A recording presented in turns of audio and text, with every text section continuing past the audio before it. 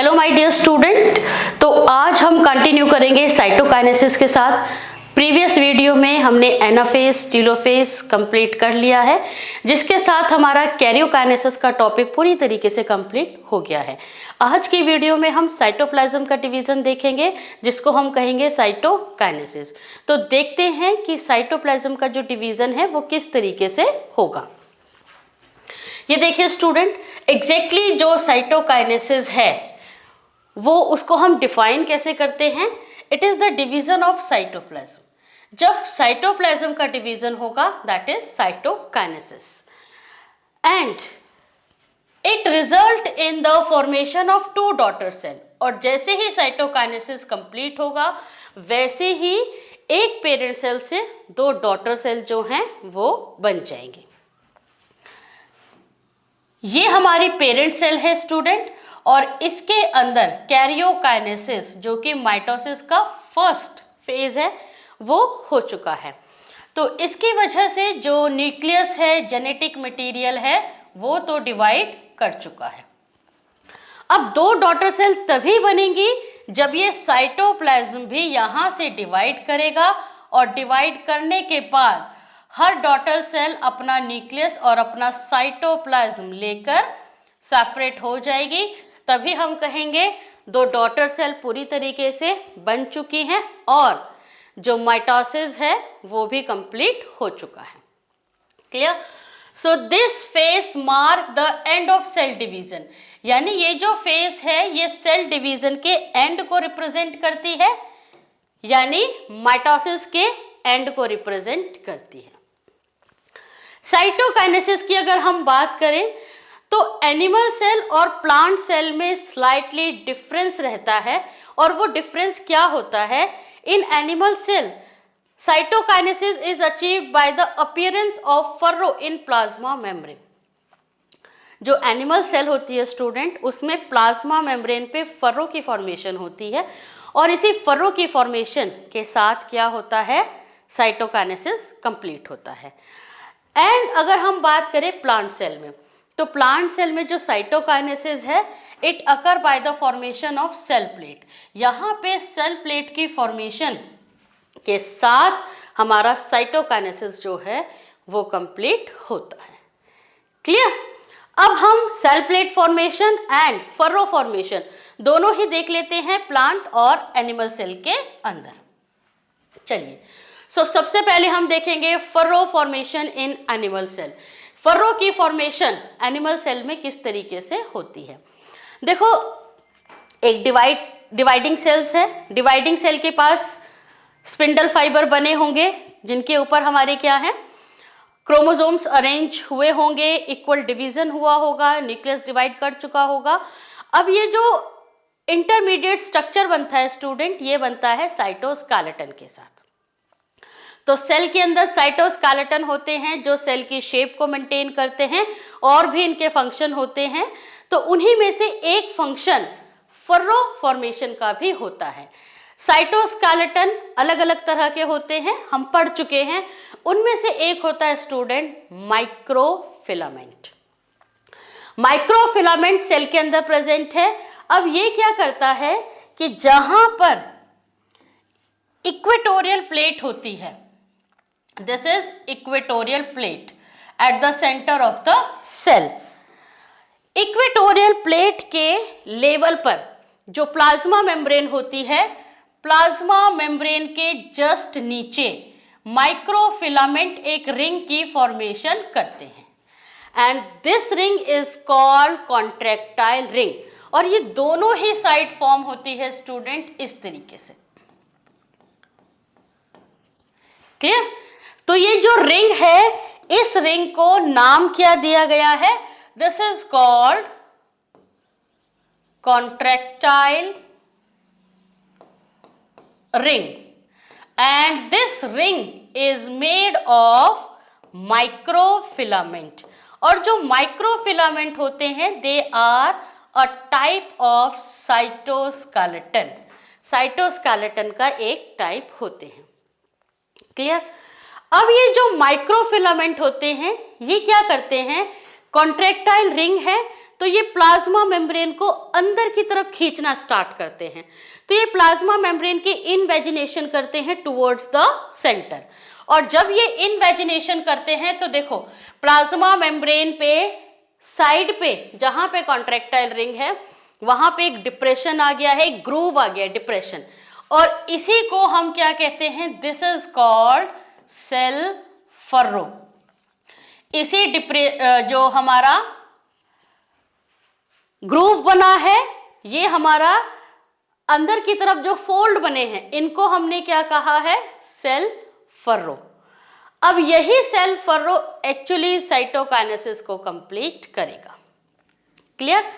ये देखिए student, microfilament forms the contractile ring at the equatorial plate just below the plasma membrane and contractile ring invaginate the plasma membrane towards the centre. अब ये जो हमारी contractile ring है ये plasma membrane को अंदर की तरफ खींच रही है। इसकी वजह से जो यहाँ पे ग्रूव बन गया है, फोल्ड बन गया है, इसी को हमने क्या कहा है, सेल फर्रो। अब ये सेल फर्रो क्या होगा कि कॉन्ट्रैक्टाइल रिंग तो कंटिन्यूसली यहां रहेंगे जब तक साइटोकाइनेसिस नहीं होगा, तो ये contractile ring continuously plasma membrane को अंदर की तरफ खींच रही है, जिसकी वजह से जो सेल फर्रो है वो डीप इनसाइड जो है वो होता रहेगा। ये देखिए स्टूडेंट, ये जो सेल फर्रो है ये कंटिन्यूसली डीप होता जा रहा है और इसकी वजह से प्लाज्मा मेम्ब्रेन फाइनली मीट कर जाएंगी और सेल जो है वो क्या हो जाएगी, सेपरेट हो जाएंगी, दोनों डॉटर सेल। तो यहां पे देखो क्या है, फर्रो डीपेंस,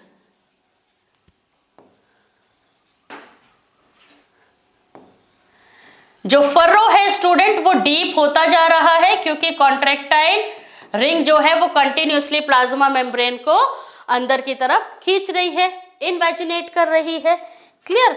और एक टाइम ऐसा आएगा स्टूडेंट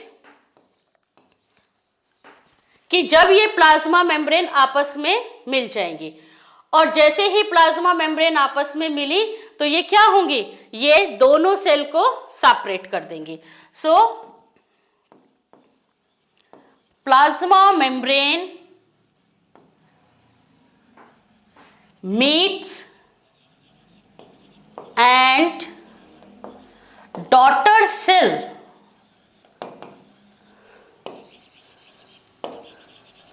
separates,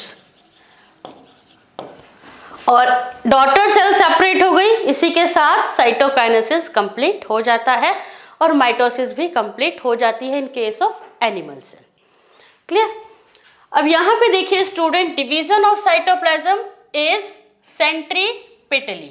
सेंट्रीपेटली का मतलब क्या होता है कि ये जो एनिमल सेल में डिवीजन है, साइटोकाइनेसिस, हम साइटोकाइनेसिस की बात कर रहे हैं, तो वो स्टूडेंट पेरीफेरी से स्टार्ट होके सेंटर पे आके खत्म होता है। स्टार्ट कहाँ हुआ है, पेरीफेरी से, एंड फाइनली कहाँ पे कंप्लीट हुआ है, सेंटर पे। तो इस तरह के साइटोकाइनेसिस को हम सेंट्रोपेटली डिवीजन का नाम देते हैं। It start from the periphery and complete at the center. So इसको हमने क्या नाम दिया है, सेंट्रीपेटली टाइप ऑफ साइटोकाइनेसिस। तो ये है स्टूडेंट एनिमल सेल में साइटोकाइनेसिस। चलिए हम देखते हैं प्लांट में किस तरीके से रहेगा। सो प्लांट में जो साइटोकाइनेसिस होती है, it is through the cell plate formation. Cell plate की फॉर्मेशन होती है। अब ये सेल प्लेट कैसे बनती है और क्यों बनती है? देखो एनिमल सेल में सेंट्रियोल, सेंट्रोसोम होते हैं, लेकिन प्लांट सेल में ये नहीं होते हैं। और अगर ये नहीं है तो इसी का कारण है कि यहाँ पे फर्रो की फॉर्मेशन ना होकर सेल प्लेट की फॉर्मेशन होती है। सेंट्रियोल और centrosome are absent in plant cell, नहीं होते हैं। Then phragmoplast form by cytoskeleton. Phragmoplast क्या होते हैं स्टूडेंट, ये चीज हम पहले डिस्कस कर लेते हैं। देखो जब हमारी जो सेल डिवाइड कर रही है, तो उसमें स्पिंडल फाइबर बनते हैं और उसमें माइक्रोट्यूब्यूल होते हैं, उसमें और भी साइटोस्केलेटन होते हैं जो अभी हमने पहले भी बात की है, जिसमें एक्टिन फिलामेंट होते हैं, माइक्रोफिलामेंट होते हैं, बहुत सारी चीज़ें साइटोस्केलेटन की होती है। तो वही जो साइटोस्केलेटन का रिमेनिंग पार्ट, बचा हुआ पार्ट होता है, वो होता है स्टूडेंट, वो बनाता है फ्रैग्मोप्लास्ट। अब ये फ्रैग्मोप्लास्ट क्या होती है, एक तरह की स्कैफोल्ड की तरह काम करती है, एक सपोर्ट की तरह काम करती है। और इसका काम क्या होता है कि जो सेल प्लेट है वो किस तरीके से बनेगी, कहाँ पर बनेगी, ये उसमें हेल्प करता है। Phragmoplast form by the cytoskeleton, microtubule और एक्टिन फिलामेंट की फ्रैग्मोप्लास्ट बनी हुई होती है। It guide vesicles to division plane, ये वेसिकल्स को डिवीजन प्लेन के लिए गाइड करती है। अब किस तरीके से गाइड करेगी ये आपको स्टूडेंट यहाँ पर समझ आएगा। चलिए हम इसको पॉइंट को देख लेते हैं। ये देखिए, ये प्लांट सेल है स्टूडेंट, और प्लांट सेल में this is cell wall and this is plasma membrane, और ये क्या है स्टूडेंट, प्लाज्मा मेम्ब्रेन। अब ये देखिए, कैरियोकाइनेसिस हो चुकी है, न्यूक्लियस का डिवीजन हो चुका है। अब इसके अंदर जो सेल ऑर्गेनेली है उनमें गोल्जी बॉडी भी प्रेजेंट है। गोल्जी बॉडी से कुछ वेसिकल्स की फॉर्मेशन होती है जिसको हम गोल्जियन वेसिकल्स कहते हैं। तो यहाँ पे स्टूडेंट गोल्जियन वेसिकल्स की फॉर्मेशन हुई, और कहाँ पर हुई, सेंटर पर। तो इसको हमने क्या नाम दिया, these are Golgian vesicles formed bye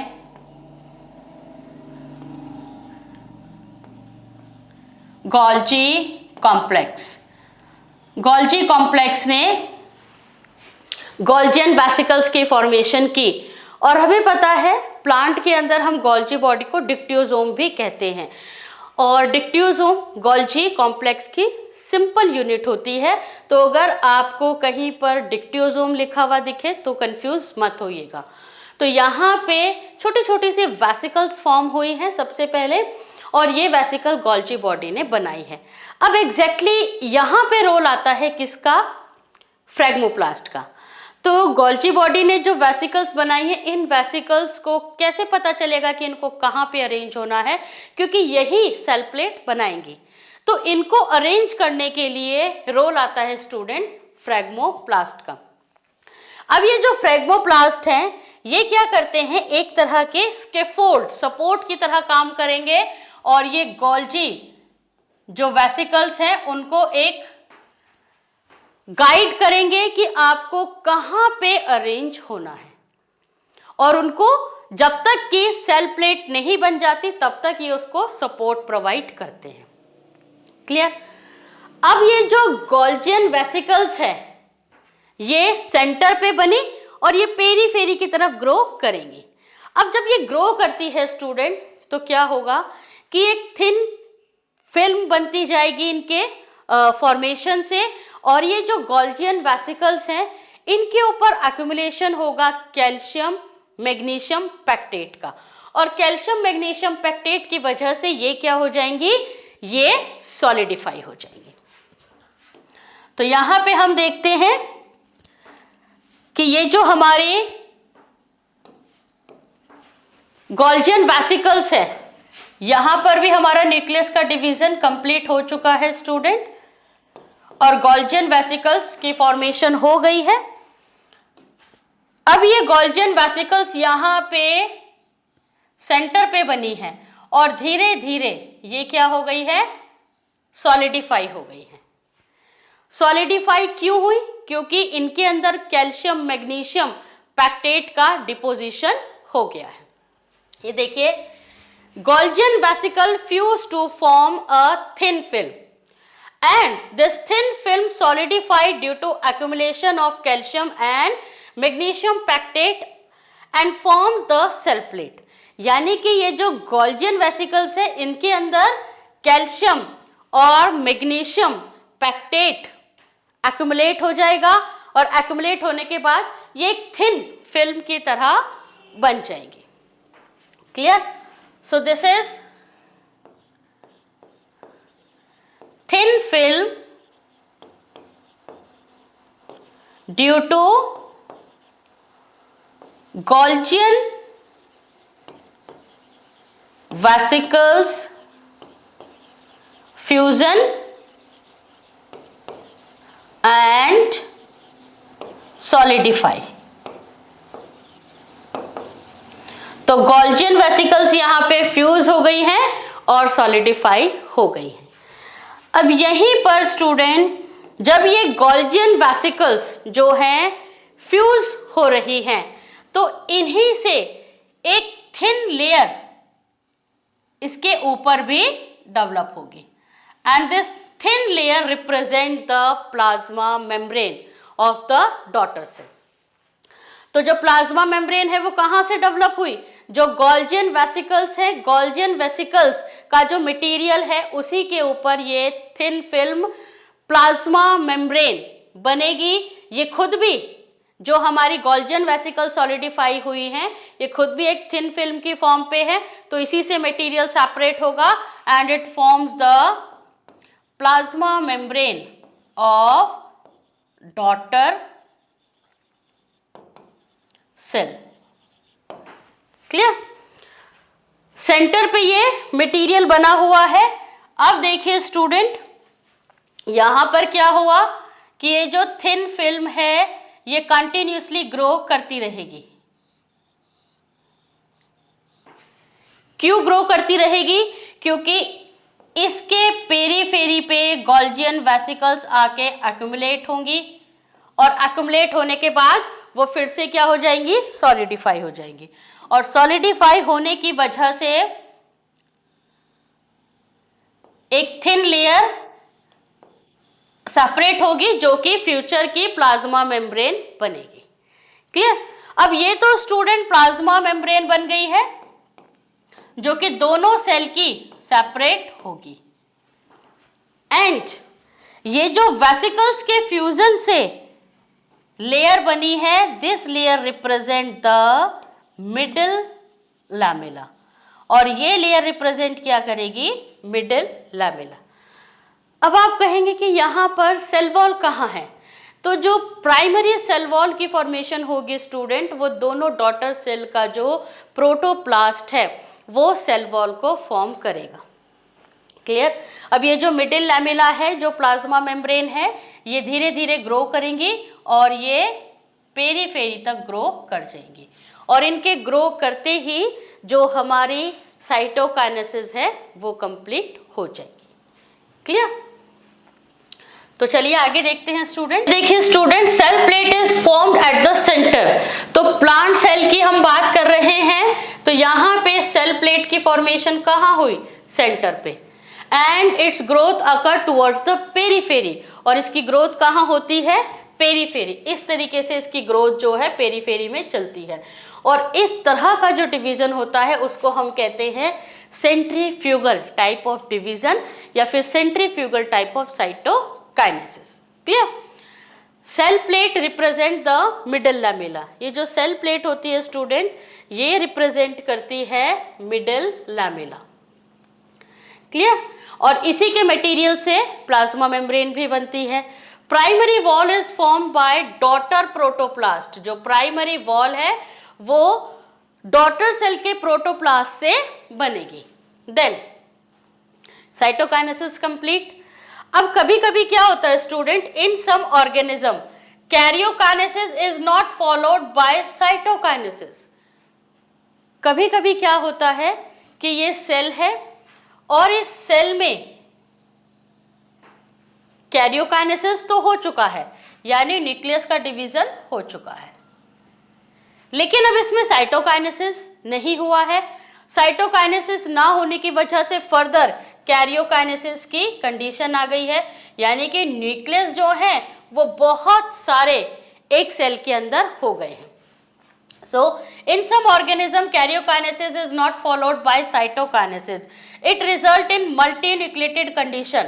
और इसकी वजह से मल्टीन्यूक्लिएटेड कंडीशन हो जाती है और जिस कंडीशन को हम नाम क्या देते हैं student, it is said to be the syncytium condition. This condition is called syncytium condition. Syncytium, syn का मतलब होता है फ्यूजन, काइटियम मतलब यहाँ पे साइटियम सेल से लिया गया है, तो सिन फ्यूजन, और फ्यूजन यानी कि सेल का फ्यूजन, क्योंकि यहाँ पे साइटोप्लाज्म डिवाइड नहीं हो रहा है। क्लियर? तो बहुत सारे न्यूक्लियस बनेंगे, तो इसलिए इसको मल्टीन्यूक्लिएटेड कंडीशन कहते हैं। और इस तरह की condition student liquid endosperm of coconut में देखी जाती है। जो कोकोनट का वाटर होता है, it represent the liquid endosperm, और उसमें ये कंडीशन देखने को मिलती है। क्लियर? चलिए, हमारा कैरियोकाइनेसिस भी कंप्लीट हो चुका है, इसके साथ हमारा माइटोसिस भी कंप्लीट हो चुका है। आइए कुछ और पॉइंट्स हम देखते हैं। कुछ होते हैं स्टूडेंट माइटोजेंस। माइटोजेंस क्या होते हैं? ये वो केमिकल्स होते हैं दैट प्रोमोट्स द माइटोसिस। ये माइटोसिस को प्रोमोट कराते हैं, यानी माइटोसिस को स्टिमुलेट कराएंगे। अब इनमें क्या होता है student? Auxin, gibberellin, cytokinins and insulin. Auxin, gibberellin, cytokinins, ये क्या होते हैं स्टूडेंट? ये प्लांट ग्रोथ रेगुलेटर्स होते हैं, जिनको प्लांट हार्मोन्स भी हम कह देते हैं। Insulin, it is animal hormone, जो कि एनिमल की बॉडी में मिलता है और शुगर लेवल को रेगुलेट करता है। Clear? Next is the mitotic poison. देखो, माइटोटिक पॉइजन क्या होते हैं? ये कुछ ऐसे केमिकल्स होते हैं जो माइटोसिस को इनहिबिट करते हैं, यानी माइटोसिस को होने से रोकते हैं। इनमें हमारे कुछ पॉइजनस कंपाउंड भी आते हैं, साइनाइड है, एजाइड है एंड राइबोन्यूक्लियस। राइबोन्यूक्लियस एक तरह का क्या है स्टूडेंट? एंजाइम है, और ये आरएनए बेस्ड एंजाइम है, यानी इसका जो बेस है वो आरएनए होता है।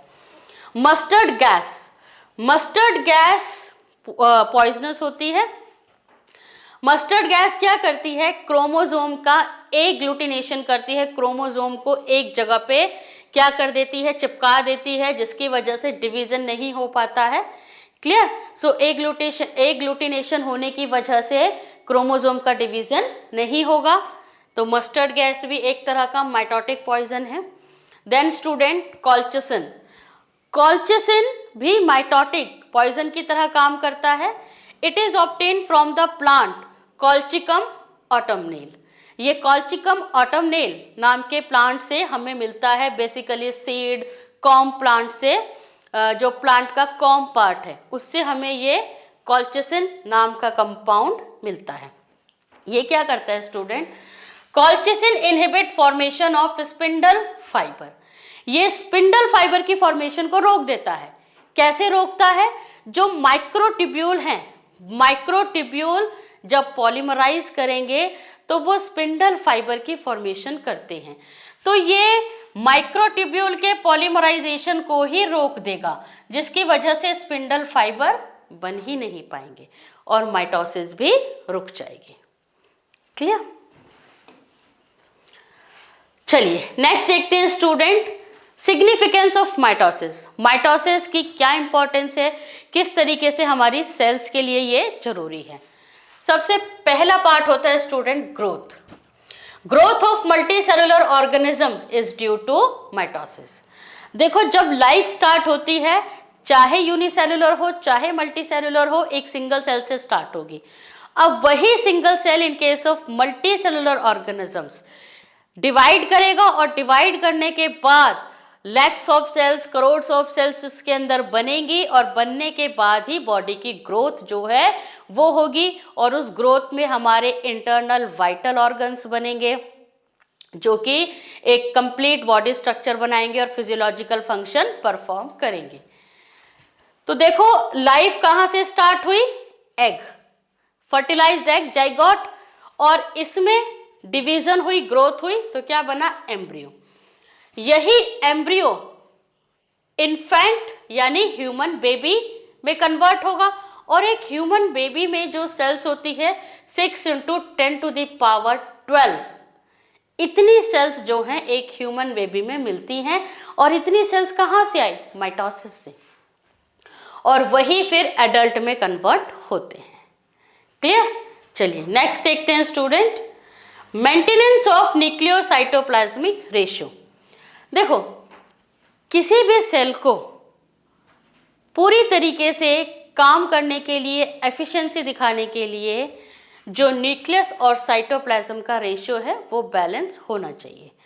और जैसे ही सेल के अंदर ये रेशियो डिसबैलेंस होगा ग्रोथ की वजह से, क्योंकि न्यूली फॉर्म सेल्स फिर ग्रोथ शो करेगी, अपना मटेरियल बनाएगी, और अगर ये रेशियो डिसबैलेंस होगा तो फिर ये क्या करेगा? डिवीजन सेल के अंदर होगी, और डिवीजन होने की वजह से नई सेल्स बन जाएंगी जिनके अंदर न्यूक्लियस और साइटोप्लाज्म का जो रेशियो है वो फिर से एफिशिएंसी, जो पूरी तरीके से अच्छे से एफिशिएंट काम करने के लिए जो रेशियो चाहिए वो मेंटेन हमारा हो जाएगा। Cell growth result in disturbing the ratio between nucleus and cytoplasm. Daughter cell के बाद ग्रोथ होगी सेल में स्टूडेंट, मटेरियल की भी ग्रोथ होगी, जिसकी वजह से हमारा जो साइटोप्लाज्म और न्यूक्लियस का जो रेशियो है वो डिसबैलेंस होगा। It is therefore become essential for the cell to divide and restore nucleocytoplasmic ratio. इसको रीस्टोर कराने के लिए माइटोसिस एक इंपॉर्टेंट रोल प्ले करता है। नेक्स्ट देखते हैं student, it help in repair replacement of the cell. देखो, कई बार क्या होता है, कुछ ऐसी सेल हैं हमारी बॉडी की जो रिप्लेस होती रहती है, जैसे हमारी स्किन की सेल है, और हमारे जो हॉलो ऑर्गन है, विसरल ऑर्गन है, उन हॉलो ऑर्गन को जो इंटरनली सेल लाइन कर रही है वो भी कंटिन्यूसली रिप्लेस होती रहती है। एंड वो सेल जिनमें इंजरी हो गई है उनको भी रिप्लेस होना है।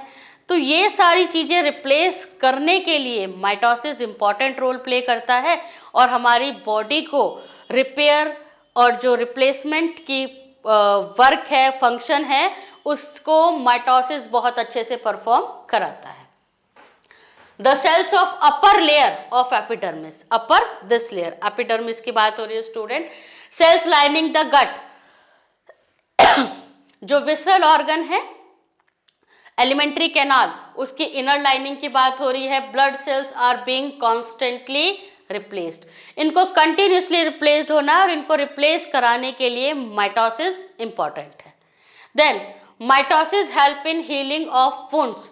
अगर हमें कोई चोट लग गई है, कोई इंजरी हो गई है, वुंड जख्म हो गया है, तो इसके लिए माइटोसिस का होना बहुत जरूरी है, अदरवाइज हमारा जो वुंड है वो कभी हील नहीं हो पाएगा। Clear? Meristem show continuous growth due to mitosis. जो मेरिस्टेम्स होते हैं स्टूडेंट, प्लांट के केस में हम बात कर रहे हैं, मेरिस्टेम्स क्या होते हैं?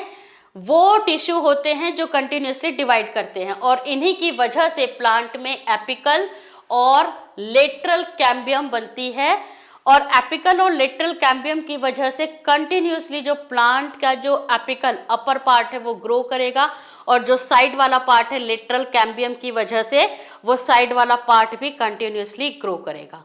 तो प्लांट की ग्रोथ सेंटर से पेरीफेरी होती रहेगी, और apical part, it is due to the mitosis.